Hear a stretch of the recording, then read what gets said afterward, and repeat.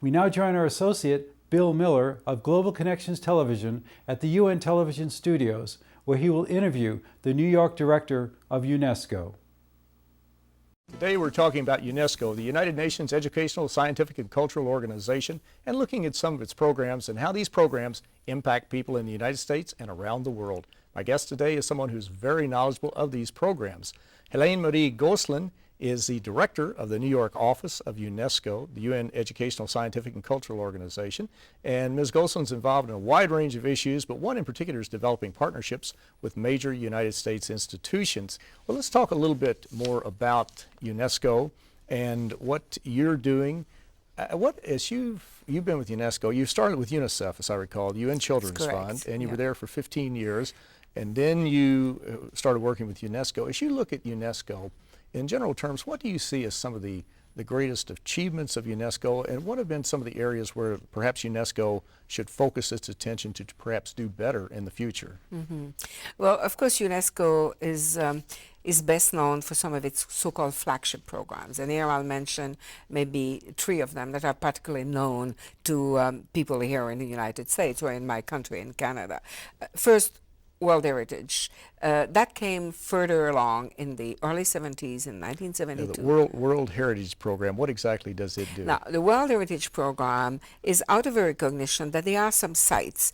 Well, it used to be only sites. Now we have also so-called intangible cultural heritage. But the World Heritage sites, whether they are cultural or natural. Example, in the United States, Statue of Liberty is a cultural site on the list of World Heritage, a natural site being the Everglades or the Grand Canyon. And it was a recognition by our member state and by a lot of our experts around the world that there are some sites that have such universal value, intrinsic value, that of course they belong to their country, and this is not a matter of ingerence in a country, but that they should be preserved for the benefit of all of humanity.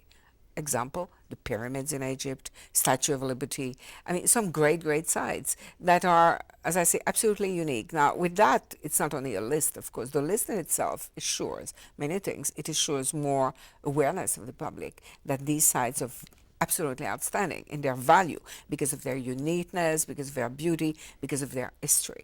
You know, the Gorée Memorial in Senegal or in Ghana recently, where President Obama is part of the World Heritage list as well. Now, it also allows for member states to ask other countries and to ask UNESCO for our technical expertise in preserving and in promoting these sites. Now, let me just tell you a couple of examples. Even in countries very developed who really don't need per se so much or any support at all, we have seen that when a site gets on the World Heritage list, and those are open to all the 193 member states of UNESCO, tourism increase significantly. Now, of course, in most countries that are open to tourism, but this is the majority of our member states, so it has a great value. Now, it has also a great value because it has an educational value, and that is also very important, that as our children now learn about history, the world history, their own history, they have to, and they do increasingly, are curious to understand what's happening elsewhere around the world. So that is also contributing to that. Second example, the World Education Program, the recognition that education is a right and not a privilege. And that is one of the great contributions of UNESCO to the United Nations. Of course, education is a human right enshrined in the 1948 Universal Declaration of Human Rights. And UNESCO has done a great deal. Now, when I say UNESCO, we are an member state, a secretariat to member states. So there we work with all of our membership in order to see how we can bring and facilitate access to the best technical expertise there is in the field of education, be it, and I would hope that we'll talk later on a bit about literacy, about technical vocational training, about science education, about a number of aspects of education, educational planning, and so on. So this is an area where UNESCO has really significantly contributed. And I'll mention a third one, because I know you want to talk about that as well, Bill, today, is our very important Man and Biosphere program, so-called MAB, which is very dear to the heart of the American public as well, and to the American government. It was thanks, great part also, to the contribution of great American scientists that the Man and Biosphere program was thought of and set up in the 70s also.